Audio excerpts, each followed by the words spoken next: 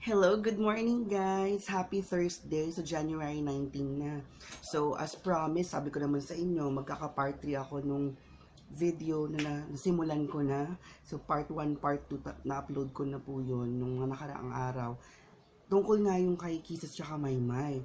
So happy po ako ngayon dahil sa mga comments nyo na okay na sila at in fairness, naghanap talaga ako ng video. At syempre, as usual, thank you ulit sa kay PH Showbiz Updates. Okay, dahil sa kanya ko nakuha yung mga bonggang videos na yan. So, nagkaayos na nga si Maymay at saka si Kisses. At kanina medyo cry-cry ang lola niya dahil nakakaantig talaga. So, panoorin natin guys yung medyo nakakatouch na tagpo. Okay? Ito siya.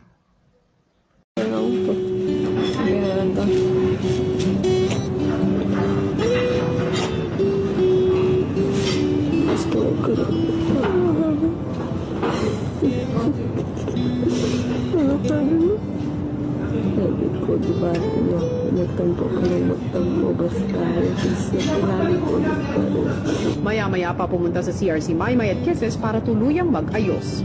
Bakit ka? Kaya nakit ako? Pasensya. Dahil sa akin gating ka. Hindi mo deserve. Hindi mo din ang buto.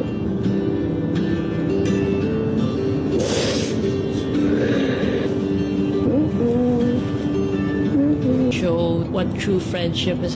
Ayun na nga, guys, di ba? Oo, talagang papalakpakan ko yung dalawang yan dahil sa wakas, nagkaayos na rin sila. Alam nyo guys, ganyan naman talaga nangyayari sa mga true friends. Actually, hindi naman sa friends lang, di ba? Kahit saan, mga barkada, sa family mismo, meron at meron challenges guys. Ang importante is na-realize nila yung mali. At after that, may reconciliation.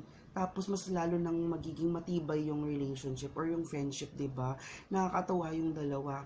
Tapos, natouch ako dun sa part na sinabi ni Kisses, parang masaya ka na. Tapos, sabi ni Maymay, parang hindi ako maging masaya kung wala ka.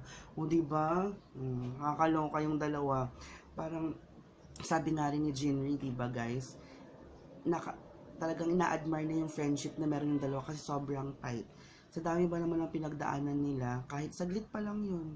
Pero, matitindi rin yung mga pinagdaanan nila together. So, for sure guys, magtatagal at silang titibay yung friendship ng dalawa. Kaya, babala lang sa mga bashers dyan, ni Kisses at bashers din ni Maymay, naku, tumigil na kayo dyan. Walang mangyayari sa ginagawa nyo. Maging masaya na lang tayo sa kanila. Kasi nga, yung mga idol nga natin bati sila. Bakit mag-aaway-aaway tayo, diba? So, super friends tayong lahat. Wala nang mangbabash. Support na lang natin sila, diba? Go kiss my. O, diba? Kiss my. O, sige guys, yun na lang muna for now. Basta super happy tayong lahat. Okay? Dahil okay na sila. Bye!